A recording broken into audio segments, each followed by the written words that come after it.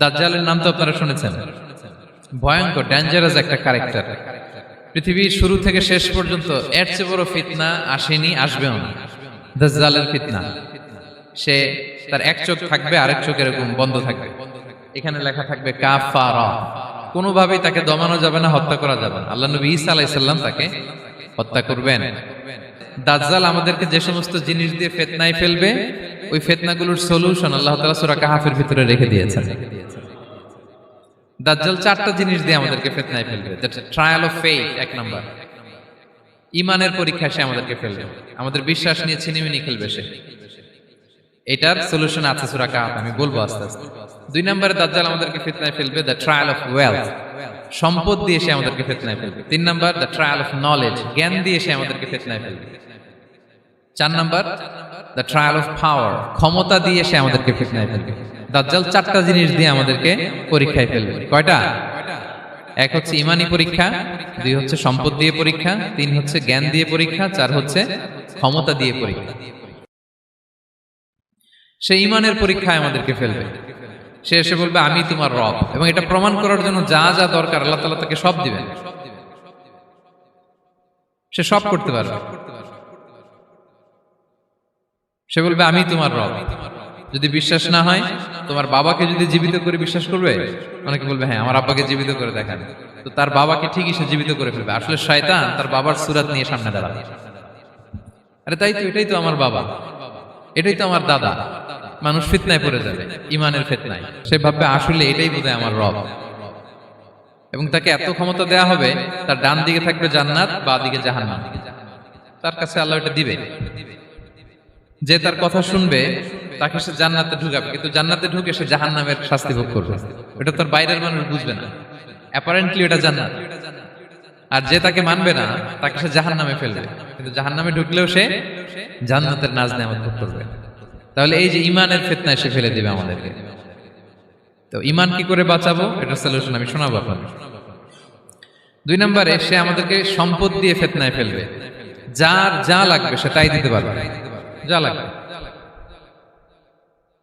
সে যদি আকাশকে বলে আকাশ বৃষ্টি দাও, যাকে তারা মানবে ওই এলাকায় বৃষ্টি হবে, সুজলা সুফলা শস্য শ্যামলা হবে সে সমস্ত এলাকা, ফল মূলে ভর্তি হবে, বরকত আর বরকত।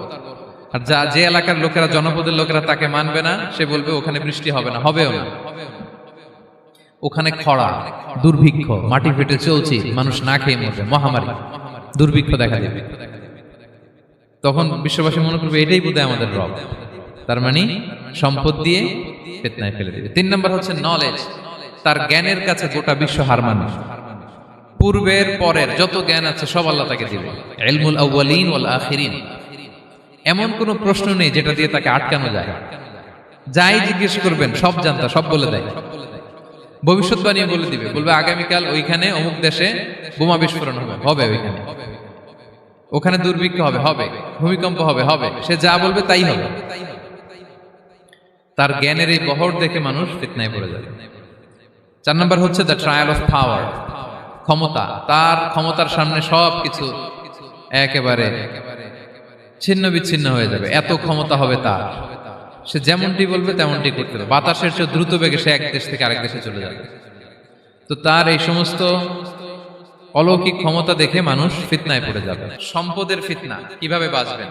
একজন বাগানওয়ালার ঘটনা বলেছে। দুজন বন্ধু, একজন একটু গরিব, সে বিশ্বাসী, আরেকজন ধনী, সে অবিশ্বাসী। তাকে আল্লাহ তাআলা বিশাল বড় খেজুরের বাগান আর আঙ্গুরের বাগান দিয়েছেন, বিশাল বড়, অনেক বড় বিজনেস ম্যাগনেট। তো এই সম্পদের অহংকার সে করত। সে প্রায় তার গরিব বন্ধুকে বলতো যে তোর চেয়ে আমার সম্পদও বেশি, সন্তানও বেশি, জনবল বেশি, লোকবল বেশি, অর্থবল বেশি, সব বেশি। অহংকারে তার পা মাটিতে পড়তো না। আর সে আখিরাতে অবিশ্বাস করত, এবং সে বলতো যে এই সম্পদ আমারে বাঁচাবে, চিরকাল আমাকে স্মরণীয় করে রাখবে, এই সম্পদ কোনোদিন যাবে না।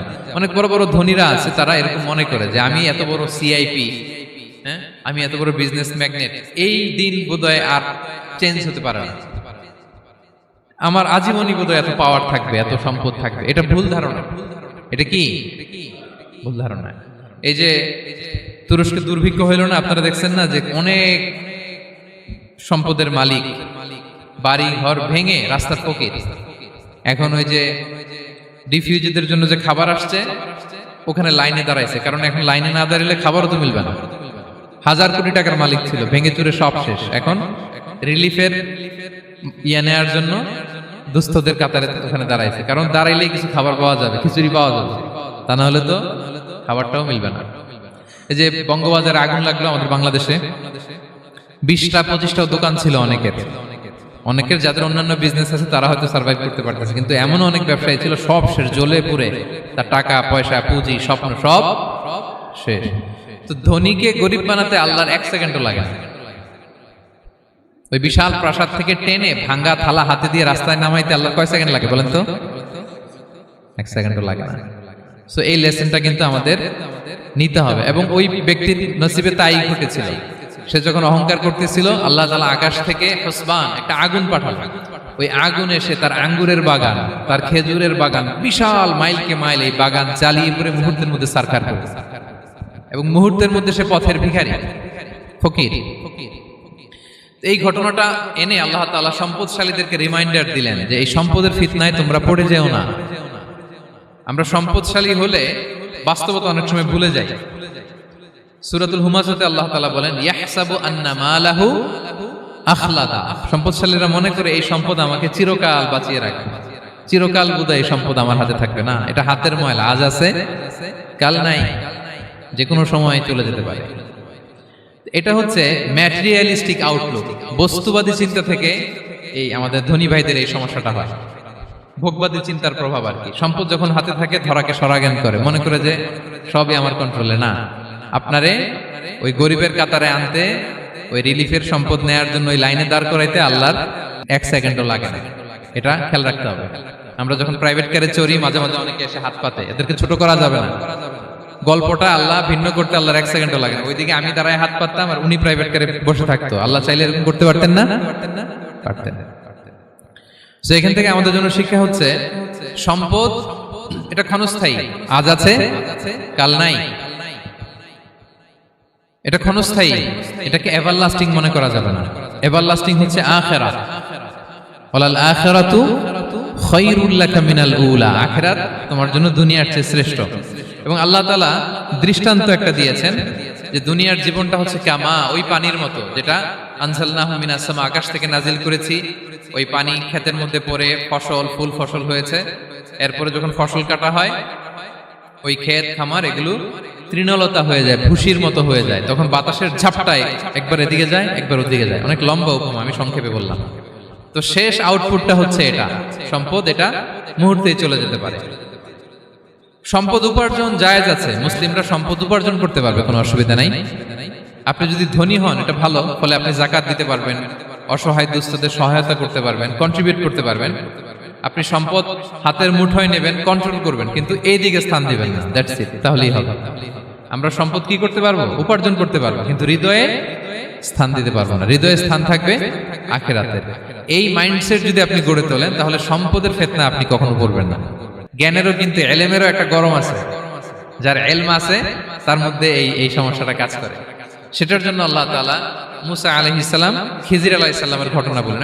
মুসা আলাইহিস সালাম হচ্ছে বনি ইসরাইলের নবী, আর খিজির আলাইহিস সালাম কেউ বলেছেন নবী, কেউ বলেছেন আল্লাহর ওলি। আসলে আরবিতে ওনার নাম খদির, আমরা বাংলায় বলি খিজির। খদির মানে সবুজ। উনি যে কোনো জায়গায় বসলে ওখানে মরা গাছ, লতা পাতা এগুলো সবুজ হয়ে যেত। অনুর্বর এলাকার উপর দিয়ে হেঁটে গেলে ওটা উর্বর হয়ে যেত।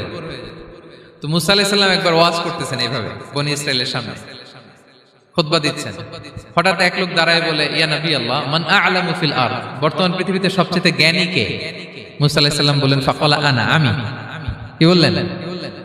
উনি আসলে ভুল কিছু বলেন নাই, কারণ প্রত্যেক জামানার নবীকেই আল্লাহ তাআলা সবচেয়ে বেশি জ্ঞান দিয়ে পাঠান, কারণ তার কাছে ওহীর জ্ঞান আসে, অদৃশ্যের খবর আসে, ইলমুল গায়ব আসে। কিন্তু এই উত্তরটা আল্লাহ তাআলার পছন্দ হয় না। আল্লাহ তাআলা চাচ্ছিলেন মুসা যদি বলতো আল্লাহ তাআলাই জানে কে জ্ঞানী বা আল্লাহই সবচেয়ে জ্ঞানী, এরকম হলে ভালো হতো। কিন্তু মুসা আলাইহিস সালাম কি বলছে? আমি। একজন প্রশ্ন করলো সবচেয়ে বড় জ্ঞানী কে? উনি কি বললেন? আমি। এই যে আমি এটাতে ঝামেলা আছে। আমি বড়, আমি জানি, আমি সব, দিস ইজ প্রবলেমেটিক। আল্লাহ এটা পছন্দ করলেন না। আল্লাহ তাআলা মুসা আলাইহিস সালামকে বললেন, মুসা তুমি যে বলছো তুমি জ্ঞানী, না তুমি জ্ঞানী না, তোমার চেয়ে বড় জ্ঞানী আছে। মুসা আলাইহিস সালাম বলে, তাই নাকি, আমার চেয়ে বড় জ্ঞানী কে? তো আল্লাহ তাআলা বললেন, ইযহাব ইলা মাজমাইল বাহরাইন, দুই সাগর বা দুই নদীর মিলনস্থলে যাও, ওখানে আমার এক বান্দা আছে তোমার চেয়েও জ্ঞানী। মুসা আলাইহিস সালাম বললেন, তাই নাকি?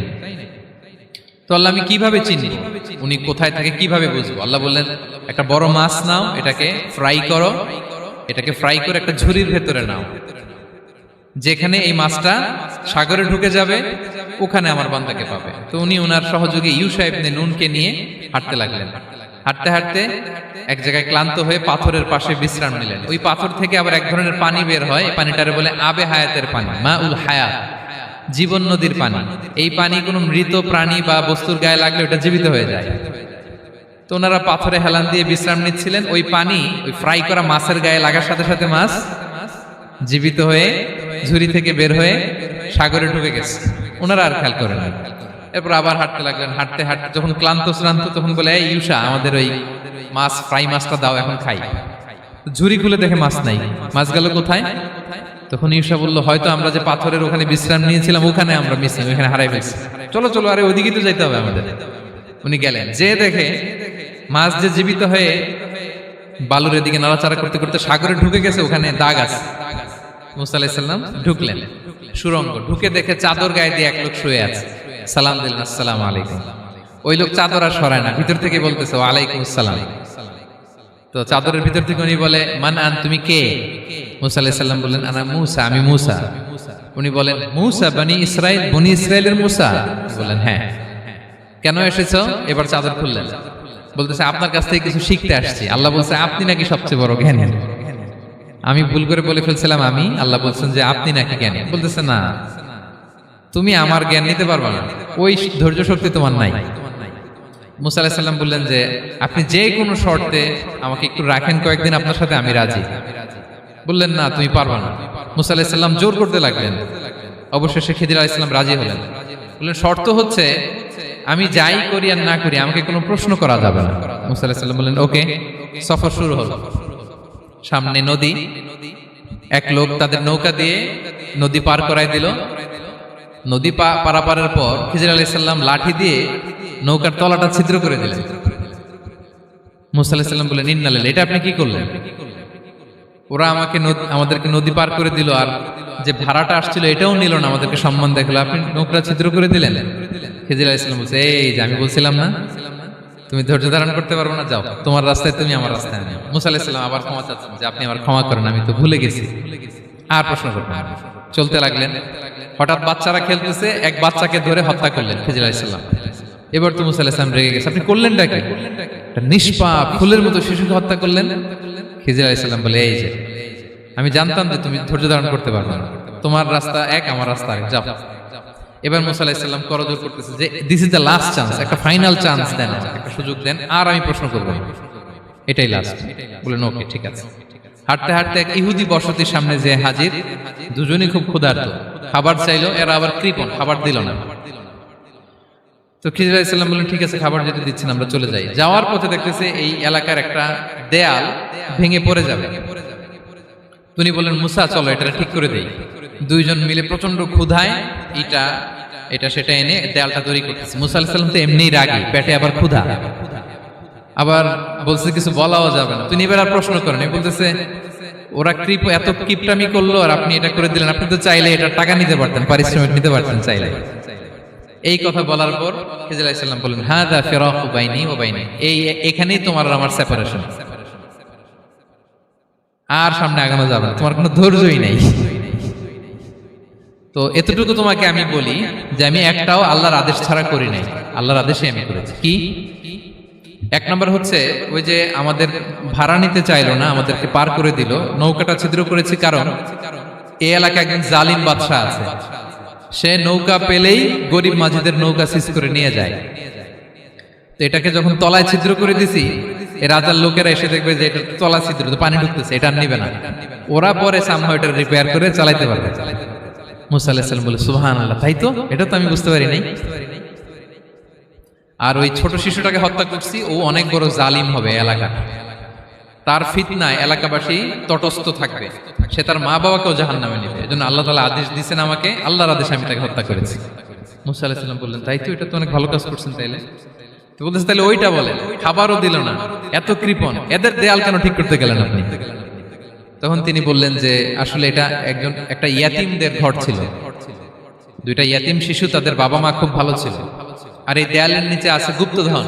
এই দেয়ালটা পড়ে যাবে, এই গুপ্তধন তারা ছোট মানুষ নিতে পারবে না, এলাকাবাসী তাদেরকে বঞ্চিত করে নিয়ে যাবে। আমি দেয়াল গড়ে দিলাম যাতে করে তারা যখন প্রাপ্তবয়স্ক হয় নিজেদের সম্পদ নিজেরা বুঝে নিতে পারে। সুবহানাল্লাহ বিহামদি। মুসা আলাইহিস সালাম বলে, তাই তো, এগুলো তো আমি বুঝতে পারি নাই। তো এই ছিল খুব সংক্ষিপ্ত পরিসরে মুসা আলাইহিস সালাম খিজির আলাইহিস সালামের ঘটনা। তো রাসূল সাল্লাল্লাহু আলাইহি ওয়াসাল্লাম বুখারীতে একটা চমৎকার কথা বলেছেন। তিনি বলেছিলেন, ওয়াদিদনা আন্না মুসা সাবার হাত্তা ইউকাসসা আলাইনা মিন আমরিহিমা। রাসূল সাল্লাল্লাহু আলাইহি ওয়াসাল্লাম বলেছিলেন, ইস, আমার ভাই মুসা যদি আরেকটু ধৈর্য ধরতো তাহলে আরো কিছু অজানা তথ্য আমরা জানতে পারতাম। এখান থেকে, এই ঘটনা থেকে আমরা কি শিখলাম? প্রথম যেটা আমরা শিখলাম, জ্ঞান নিয়ে বড়াই করতে নেই, ঠিক কিনা?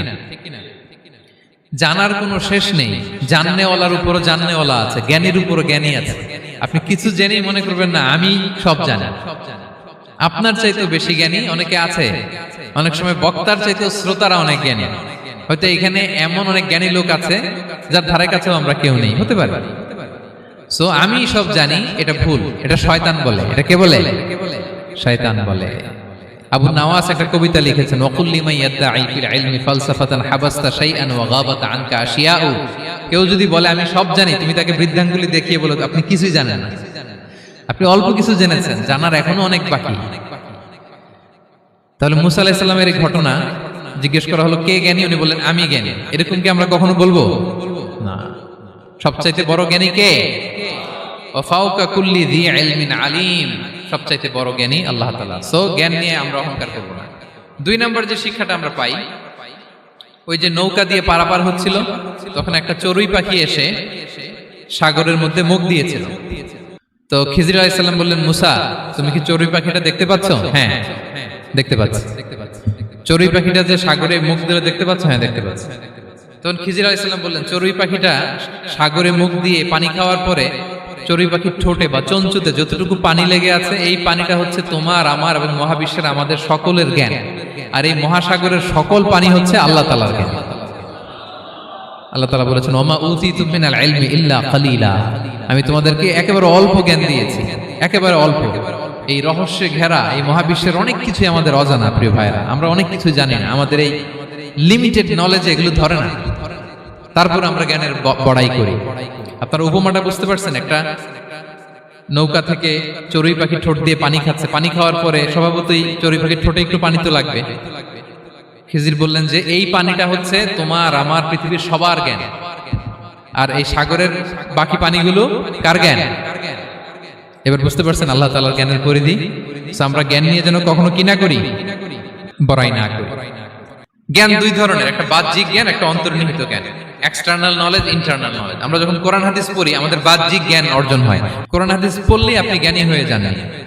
এটা কোরআন হাদিস পড়তে হয়, এটা ডাইজেস্ট করতে হয়, এটার উপর আমল করতে হয়।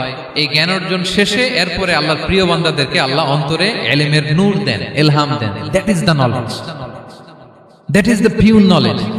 আপনি হাফেজে কোরআন হয়ে ভাবেন না আপনি সব জানেন, আপনি বুখারী মুখস্থ করে ভাবেন না সব জানেন। এই সব জ্ঞান অর্জন করার পরে ইলমের নূর হাসিল হয়, সেটা আল্লাহ সবারে দেয় না। সো এই অন্তর্নিহিত জ্ঞান, দূরদৃষ্টি, farsightedness, that is the pure knowledge. এটার জন্য বছরের পর বছর, যুগের পর যুগ সাধনা করতে হয়।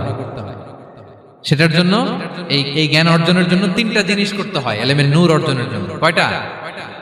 1 হচ্ছে বিনয়, 2 হচ্ছে সফর, 3 হচ্ছে সবর। আবার বলি, 1 হচ্ছে বিনয়, 2 হচ্ছে সফর, 3 হচ্ছে সবর। আল্লাহ তাআলা আল্লাহর নবীকে তাওরাত দেওয়ার পরেও আরো ট্রেনিং সেশন করাইছেন খিজির আলাইহিস সালামের কাছে। যাও, ওনার কাছে গেলে তুমি ছোট হবা, নত হবা। জ্ঞান যদি আমি নিতে চাই আমাকে ছোট হইতে হবে। ধরেন একটা গ্লাস থেকে একটা খালি গ্লাসে পানি ঢালবো, তো যেটাতে নেওয়া হবে এটা উপরে থাকলে হবে? যে গ্লাসটার মধ্যে পানি আছে এটা উপরে থাকবে, ওইটা ব্ল্যাঙ্ক গ্লাসের মধ্যে পড়বে। আপনি নলেজ, ইলম নিতে চাইলে আপনাকে নিচে থাকতে হবে, উনি উপরে থাকবেন। আপনার শায়েখ আপনাকে দিবে, আপনার উস্তাদ আপনাকে দিবে, আপনার মুর্শিদ আপনাকে দিবে। বুঝতে পেরেছেন? তাহলে আমাদেরকে হাম্বলনেস লাগবে, শিখতে হইলে হাম্বল হইতে হয়, বিনয়ী হইতে হয়। আচ্ছা 2 নাম্বার সফর করতে হয়, এটা আল্লাহ মুসা আলাইহিস সালামকে দিয়ে করাইছেন, যাও পিছে পিছে উস্তাদের পিছে পিছে ঘুরো। তো এজন্য সফর করতে হয়। এখন ঘরে বসে অনেক কিছু জানা গেল, উস্তাদের সান্নিধ্য লাগে, সফর করতে হয়। আমাদের ক্লাসিক আলেমরা হাদিস কালেকশনের জন্য শহরকে শহর সফর করতেন। এখন আমাদের আলেমরা দেওবন্দে যায়, মিশরে যায়, মদিনায় যায়, এখানকার মালয়েশিয়ান স্টুডেন্টরা দেশে বিদেশে যে নলেজ অর্জন করে। সফর আপনাকে লাগবে। তাহলে বিনয়, সফর, 3 নম্বরে কি সবর, ধৈর্যশীল হইতে হবে। দেখেন মুসা আলাইহিস সালাম বারবার প্রশ্ন করে ফেলতেছেন, বারবার ওয়াদা ভঙ্গ করতেছেন, এরকম করলে হবে না, ধৈর্য লাগবে। ধৈর্যের বলে বলিয়ান হলে তখনই আপনার মধ্যে ইলম আসবে। তাহলে জ্ঞানের ফিতনায় পড়ার আর আমাদের কোনো সম্ভাবনা আছে? আমরা বিনয়ী হব, আমরা জ্ঞান আল্লাহর দিকে ফিরাই দেব, আমরা বলবো উনি সবচেয়ে ভালো জানেন। ক্ষমতার ফিতনা, এই ফিতনা থেকে বাঁচার জন্য সর্বশেষ আল্লাহ তাআলা যুলকারনাইনের ঘটনা বলেছেন। অনেক বড় বাদশা ছিলেন, পৃথিবীতে 4 জন বাদশা গোটা বিশ্ব শাসন করেছেন, 2 জন কাফির, 2 জন মুমিন। কাফির একজন হচ্ছে নমরুদ, যিনি ইব্রাহিম আলাইহিস সালামকে আগুনে ফেলেছিলেন, আরেকজন হচ্ছে বখতে নাসার, যাকে ইংরেজিতে বলে নেবুচারনেজার দ্য সেকেন্ড, দ্বিতীয় নেবুচারনেজার। তারা কোনো নির্দিষ্ট এরিয়ার বাউন্ডারির বাদশা না, গোটা বিশ্বের বাদশা ছিলেন। এই 2 জন কাফির। আর 2 জন বাদশা ছিলেন গোটা বিশ্বকে শাসন করেছেন, তারা ছিলেন মুমিন। একজন হচ্ছে সুলাইমান আলাইহিস সালাম, আল্লাহর নবী, আরেকজন হচ্ছে যুলকারনাইন, গোটা বিশ্ব শাসন করেছেন, প্রাচ্য থেকে পাশ্চাত্য সব জায়গায় তিনি গিয়েছেন, ইসলামের বাণী প্রচার করেছেন, জালিমদেরকে শায়েস্তা করেছেন। তো এরকম দিক বিদিক তিনি জয় করতেছিলেন। অনেকে যুলকারনাইনকে আলেকজান্ডার দ্য গ্রেটের সাথে গুলিয়ে ফেলে না। ম্যাসিডোনিয়াতে যে আলেকজান্ডার দ্য গ্রেট ছিল, উনি আর যুলকারনাইন এক নন। যুলকারনাইন হচ্ছে আল্লাহ তাআলার প্রিয় একজন বান্দা, অনেক বড় সাহসী বীর পুরুষ ছিলেন, গোটা বিশ্বে ইসলাম প্রচার করেছেন। করতে করতে করতে করতে অনেক বড় ঘটনা, আমি সব শেষের ঘটনাটা বলি। উনি জর্জিয়া, বর্তমান যে জর্জিয়ার তিবলিসি এরিয়া, এখানে এসে একটা এলাকার সন্ধান পেলেন, যারা ওনাকে এসে বলল যে এখানে একটা জঙ্গলি গ্রুপ আছে যাদের নাম ইয়াজুজ মাজুজ, তারা এসে আমাদের উপর হামলা করে। হে যুলকারনাইন, আমরা আপনাকে ট্যাক্স কালেক্ট করে দিচ্ছি, আপনি তাদের মাঝে আর আমাদের মাঝে একটা প্রাচীর তৈরি করে দেন। আপনারা ইয়াজুজ মাজুজের নাম শুনেছেন না? ইংরেজিতে বলে গগ ম্যাগগ। নূহ আলাইহিস সালামের 4 সন্তান ছিল, হাম, সাম, ইয়াফাস, কানাআন। এই ইয়াফাসের বংশধর হচ্ছে ইয়াজুজ মাজুজ, জঙ্গলি, হাজার হাজার শুধু বংশ বিস্তার করে। তারা এসে লোকালয়ে মানুষের উপর আক্রমণ করে, তাদের গবাদি পশু এগুলো ছিনিয়ে নেয়, ফলমূল খেয়ে ফেলে। তো যুলকারনাইন বাদশার কাছে যখন বিচার দেওয়া হলো, উনি বললেন ঠিক আছে, তোমাদের ট্যাক্স দেয়া লাগবে না, তোমরা শারীরিক পরিশ্রম করে আমাকে সাহায্য করো। তো উনি বর্তমানে হচ্ছে এক পাশে কৃষ্ণ সাগর, ব্ল্যাক সি, আরেকদিকে কাস্পিয়ান হ্রদ বা কাস্পিয়ান সাগর, এর মাঝখানে 1200 কিলোমিটার লম্বা মাউন্টেন রেঞ্জ, পাহাড়ি এরিয়া, আপনারা গুগলে দেখবেন। এইখানে 2 পাহাড়ের মাঝখানে ফাঁকা জায়গায় তিনি বড় বড় লোহার পাত প্রথিত করলেন, গেড়ে দিলেন। এরপরে তামা, সীসা গালিয়ে বিশাল একটা ওয়াল তৈরি করলেন। এটা যুলকারনাইন উনার বানানো ওয়াল বা ড্যাম, প্রাচীর। এখন আর ইয়াজুজ মাজুজ আসতে পারে না, ওরা আর আসতে পারে না। ওরা প্রতিদিন এটা ভাঙার চেষ্টা করে, কিন্তু ভাঙতে ভাঙতে আরেকটু ভাঙলেই ভেঙে যাবে। ওরা বলে আগামীকাল ভেঙে ফেলবে, ইনশাল্লাহ বলতে ভুলে যায়। এজন্য এরপরের দিন এসে দেখে আবার এটা আগের মতো হয়ে আছে। কিয়ামতের আগ দিয়ে ওদের মধ্যে এই ইনশাআল্লাহর প্রেরণা আসবে। তাদের একজন বলে উঠবে, আগামীকাল ইনশাআল্লাহ আমরা এটা ভেঙে খান খান করে দেব, ঠিকই ভেঙে ফেলবে। তখন তারা ভেঙে চুরে কুটি কুটি ইয়াজুজ মাজুজের দল এসে হামলে পড়বে। সামনে পড়বে তাবারিয়া সাগর, একদল এসে তাবারিয়া সাগর এমন ভাবে খাবে, এই দল যাওয়ার পরে আরেক দল এসে এখানে যে সাগরে যে পানি ছিল এটা কল্পনাই করতে পারবে না। তারা পৃথিবীতে ফিতনা ফাসাদ করবে। ঈসা আলাইহিস সালাম তখন আসবেন, দোয়া করবে আল্লাহ তাআলার কাছে মুমিনরা, একটা মহামারী দিবে আল্লাহ তাআলা ইয়াজুজ মাজুজের মধ্যে, ওরা মরে যাবে সব। এরপর বিশাল এক পাখি এসে তাদেরকে আল্লাহর মর্জি মাফিক এমন এক জায়গায় ফেলে আসবে, কেউ জানবে না। তো তারা যে পচে গলে মাটির সাথে মিশেছিল, এই গলিত লাশ থেকে মাটি খুব উর্বর হয়ে যাবে। এরপর আল্লাহ তাআলা পৃথিবীর মধ্যে বারাকা দিবেন, কিছু রোপণ করলে তাড়াতাড়ি ফুলে ফেপে বড় বড় ফলমূল হচ্ছে। তো এটা কিয়ামতের আলামতের অন্য কোনো আলোচনায় হয়তো আমরা বলবো। তো যুলকারনাইন তিনি বিশাল এখানে প্রাচীর তৈরি করে দিয়েছিলেন, এবং প্রাচীর তৈরি করে দিয়ে তাদেরকে বলেছিলেন যে যতদিন আল্লাহ তাআলা চাইবেন এটা থাকবে, এবং যেদিন আল্লাহ তাআলার আদেশ আসবে এটা ভেঙে খান খান হয়ে যাবে। তার মানে দেখেন, এত পাওয়ারফুল, এত শক্তিশালী, এত ক্ষমতাধর হওয়ার পরেও তিনি তার ক্ষমতাকে কার দিকে ফিরিয়ে দিয়েছেন? যে আল্লাহ যতদিন চাইবে এই প্রাচীর টিকে থাকবে, যেদিনই আল্লাহ তাআলার আদেশ আসবে এই প্রাচীর ভেঙে খান খান হয়ে যাবে। সো আমরা ক্ষমতার দেখা পেলে, চেয়ার একটা পেলে আমরা যেন জালিম হয়ে না উঠি, এটা হচ্ছে এখান থেকে শিক্ষা। আমরা যেন জুলুম না করি। উনি সম্পদের মালিক ছিলেন, ক্ষমতার মালিক ছিলেন, কিন্তু উনি যে আল্লাহর বান্দা এটা ভুলে যান নাই। আমরা যখন ক্ষমতাশীল হই, আমরা যখন প্রধানমন্ত্রী হই, আমরা যখন প্রেসিডেন্ট হই, আমরা যখন পাওয়ারফুল হই, আমাদের সবচেয়ে বড় পরিচয় যে আমরা আব্দুল্লাহ, আল্লাহর গোলাম, এটা আমরা ভুলে যাই। আমাদের আসল পরিচয় কি? আমরা আল্লাহর গোলাম। আমরা যে আল্লাহর গোলাম, এই চিন্তাটা, এই সেন্সটা যদি আমাদের মাথায় থাকে, তাহলে ক্ষমতা আমাদেরকে দাম্ভিক বানাতে পারে না, আর ওই ক্ষমতা আমাদেরকে ফিতনায়ও ফেলবে না। তাহলে সম্মানিত সুধী, দাজ্জাল কয়টা জিনিস দিয়ে আমাদেরকে ফিতনায় ফেলবে? চারটা। দ্য ট্রায়াল অফ ফেইথ, ঈমানের পরীক্ষা; দ্য ট্রায়াল অফ ওয়েলথ, সম্পদ দিয়ে পরীক্ষা; দ্য ট্রায়াল অফ নলেজ, জ্ঞানের পরীক্ষা; দ্য ট্রায়াল অফ পাওয়ার, ক্ষমতার পরীক্ষা। তো যে ব্যক্তি সূরা কাহাফ তেলাওয়াত করবে, সূরা কাহাফের প্রথম 10 আয়াত বিশেষ করে মুখস্থ রাখবে, আল্লাহ তাআলা উসিমা মিন ফিতনাতিদ দাজ্জাল, দাজ্জালের ফিতনা থেকে তাকে বাঁচাবেন।